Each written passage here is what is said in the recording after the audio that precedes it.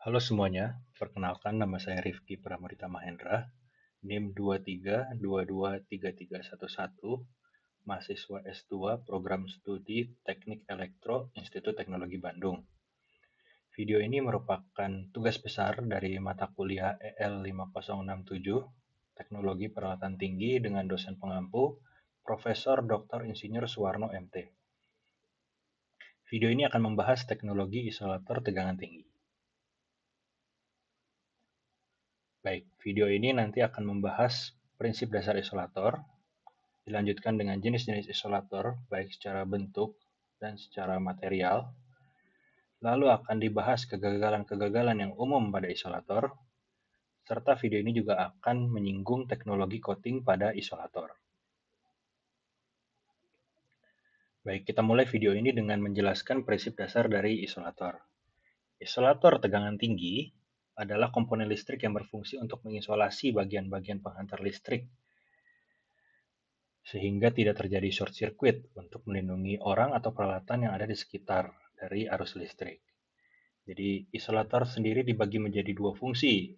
Fungsi pertama adalah fungsi elektrik, seperti yang sudah dijelaskan sebelumnya, yaitu mengisolasi, memisahkan bagian penghantar atau konduktor yang bertegangan dari komponen atau struktur yang tidak bertegangan, seperti tiang jika kita berbicara tiang listrik ya. Seperti yang dilihat dari video foto di kanan atas ini, isolator memisahkan antara konduktor yang dialiri arus dan tiang listrik yang menopang konduktor ini. Jadi untuk mencegah short circuit. Lalu yang kedua adalah fungsi mekanik atau menopang, yaitu mendukung kabel atau penghantar listrik pada saluran transmisi atau peralatan lainnya. Gambar di kanan bawah memperlihatkan equivalent circuit dari isolator tegangan tinggi, di mana konduktor itu akan melalui kapasitor dan resistor yang diparalelkan sebelum mencapai ground. Isolator sendiri memiliki beberapa jenis, dan jenis-jenis yang pertama itu kita coba bagi berdasarkan bentuknya. Isolator tegangan tinggi memiliki beberapa bentuk. Yang pertama dan yang mungkin paling populer dalam sistem transmisi adalah isolator cap and pin, di mana isolator cap and pin berbentuk piringan yang paling sebelah kiri ini, dan bisa dibentuk menjadi sebuah rantai atau rangkaian gitu. Isolator cap and pin ini biasanya digunakan sebagai dalam bentuk suspension yang nanti tergantung, dan jumlahnya itu bergantung pada tegangan yang mengalir pada konduktor.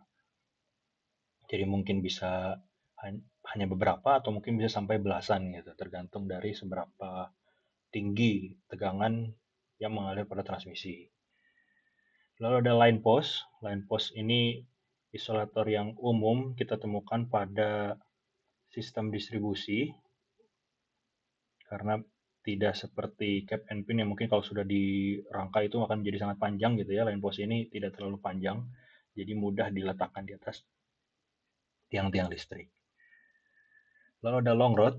Long rod ini seperti line post tapi lebih panjang gitu. Ini bisa kalau di Indonesia banyak ditemukan di Bali. Dan yang terakhir mungkin agak berbeda dari isolator-isolator lainnya, tapi masih dalam satu keluarga isolator, yaitu bushing. Kenapa berbeda? Karena tidak seperti isolator-isolator lainnya, bushing ini di dalamnya ada konduktor, jadi tetap dialiri arus ya. Jadi dia bukan memisahkan antara konduktor dan lain-lain gitu, tapi dia memisahkan agar si konduktor itu bisa tetap mengalir gitu. Namun dari misalkan kalau di dalam trafo, karena bushing ini umumnya ditemukan di trafo, dari sistem internal trafo ke sistem-sistem eksternal. Namun secara konsep masih mirip dengan isolator gitu, jadi agar tidak terjadi short circuit atau arus-arus yang bocor. Nah, lalu isolator juga bisa kita bagi secara material. Isolator umumnya dibagi menjadi dua, yaitu isolator keramik dan mungkin yang teknologi yang agak baru yaitu non-keramik. Isolator keramik juga banyak macamnya, namun yang paling umum adalah porselin dan kaca, sedangkan non-keramik itu yang biasa ditemukan adalah epoksi dan komposit. Kita mulai dari menjelaskan isolator keramik porselin. Secara pembuatan, porselin dibuat dari campuran bahan baku seperti kaolin, feldspar, dan kuarsa yang diproses pada suhu tinggi, jadi di oven. Isolator ini memiliki beberapa keunggulan seperti tahan terhadap suhu tinggi dan perubahan suhu, memiliki kekuatan mekanis dan dielektrik yang baik, tahan sinar UV, jadi kalau misalkan ditaruh di, kan umumnya di outdoor ya insolator ini, jadi performanya cukup baik terhadap sinar UV, dan tidak mudah degradasi akibat usia, jadi umurnya relatif panjang. Namun memiliki beberapa kekurangan seperti berat, karena memang bahan keramik ini memiliki kecenderungan untuk bobot lebih berat ya, lalu rentan terhadap retakan, memiliki sifat rapuh, dan biaya transportasi mungkin akan berpengaruh karena relatif tinggi, ya karena bobotnya tadi itu ya, beratnya. Lalu isolator keramik yang kedua yaitu isolator kaca. Isolator kaca dibuat menggunakan kaca silika yang diperkeras atau ditemper melalui proses pemanasan dan pendinginan cepat untuk meningkatkan kekuatannya. Isolator kaca memiliki beberapa keunggulan seperti tahan terhadap kerusakan akibat cuaca, memiliki permukaan yang halus sehingga mengurangi akumulasi kotoran, memiliki mudah diperiksa secara visual karena retakannya dapat terlihat kalau di kaca, jadi cracknya mudah dilihat, dan sama seperti isolator porselin, isolator kaca juga tahan terhadap pengaruh kimia dan sinar UV. Namun, isolator kaca memiliki beberapa kekurangan seperti rentan terhadap kerusakan mekanis akibat benturan, jadi bisa pecah ya. Lalu proses manufaktur lebih kompleks, beratnya lebih ringan dari porselin tapi masih terbilang berat gitu walaupun sudah improvement dari porselin. Dan jika pecah harus diganti sepenuhnya karena nggak mungkin kacanya diganti setengah doang gitu ya. Lalu yang non keramik, kita ambil contoh polimer. Materialnya isolator polimer itu lebih kompleks dibandingkan eh, isolator kaca dan isolator porselin. Karena seperti yang kita lihat di ilustrasi sebelah kanan, isolator ini memiliki beberapa bagian. Yang pertama adalah material state-nya atau lapisan paling luarnya. Itu menggunakan polimer seperti silikon rubber atau EPDM. Jadi kalau misalkan gambaran di atas yang abu-abu ini, nah ini merupakan bagian lapisan paling luar. Lalu EPDM dan atau silikon rubbernya itu tidak dibuat sepenuhnya bagi semua isolator yang dibuat dari silikon rubber ya. Namun ada inti yang digunakan dengan tujuan mekanis agar isolator tetap kokoh yang terbuat dari fiberglass reinforced plastic atau FRP. Nah, yang warna kuning ini merupakan intinya. Jadi si silikon rubber itu hanya bagian luarnya, sedangkan bagian paling dalamnya ini terbuat dari fiberglass. Dan end fitting merupakan menggunakan baja galvanis atau paduan aluminium yang atas bawahnya ini. Keunggulan dari isolator polimer adalah satu, ringan karena bukan bahan keramik ya, jadi lebih mudah dipasang dan diangkut. Lalu tahan terhadap korosi, tidak seperti cap and pin yang nanti akan dijelaskan juga salah satu beberapa kerusakan-kerusakan pada isolator, terutama di lingkungan basah dan polusi tinggi. Memiliki ketahanan terhadap beban mekanis dan listrik yang tinggi, sifat hidrofobik sehingga mengurangi resiko flashover karena sifat dari silikon rubber ini sendiri memiliki hidrofobisitas yang lebih tinggi dibandingkan keramik dan tidak mudah pecah seperti kaca atau porselin. Namun isolator polimer juga tidak tanpa kekurangan. Kekurangannya seperti umurnya lebih pendek dibandingkan porselin atau kaca, dan ini juga tergantung pada kualitas polimer balik lagi, karena ini teknologi yang cenderung lebih baru. Lalu ada kerentanan terhadap degradasi akibat paparan sinar UV, tidak seperti isolator keramik yang sangat kokoh terhadap UV, polimer ini justru rentan terhadap sinar UV, panas, atau polusi yang berlebihan. Dan membutuhkan pemeriksaan lebih sering untuk mendeteksi kerusakan. Lalu material inti dapat terpengaruh jika terjadi cacat pada lapisan pelindung. Berikut adalah kegagalan pada isolator yang umum ditemukan. Kita bagi menjadi kegagalan fungsi isolasi listrik dan fungsi mekaniknya. Pada fungsi isolasi listrik yang paling umum adalah kegagalan permukaan atau flashover, di mana arus ini mengalir pada permukaan dari isolator. Lalu ada kegagalan internal atau puncture atau breakdown. Kalau permukaan itu lewat luar, kalau puncture itu lewat dalam. Ini juga bisa ditemukan pada isolator. Selanjutnya kita ke kegagalan fungsi mekanik.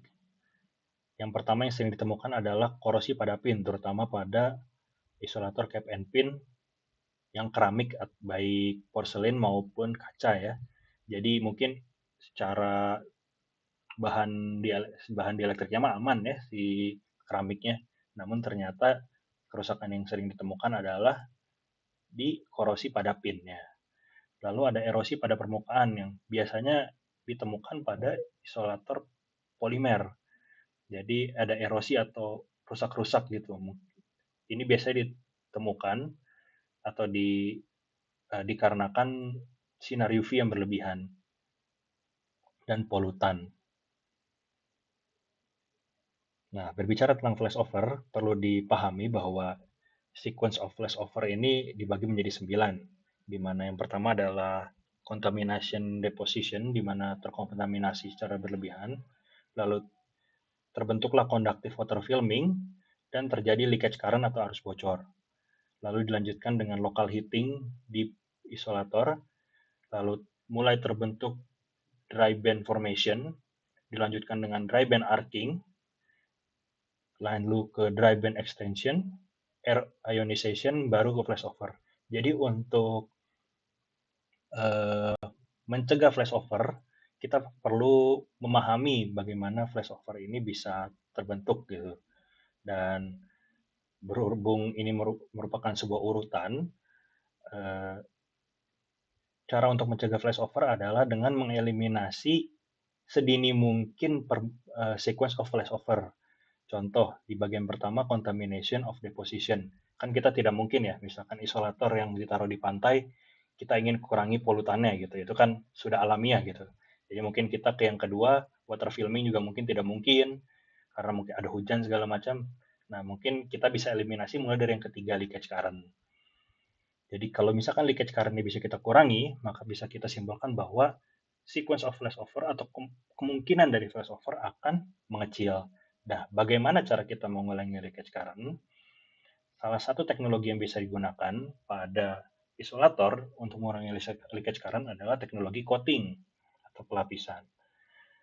Teknologi coating memiliki beberapa manfaat, yaitu bisa meningkatkan hidrofobisitas, jadi hidrofobisitinya lebih tinggi, lalu flashover voltage juga akan lebih tinggi, dan leakage current-nya akan lebih rendah.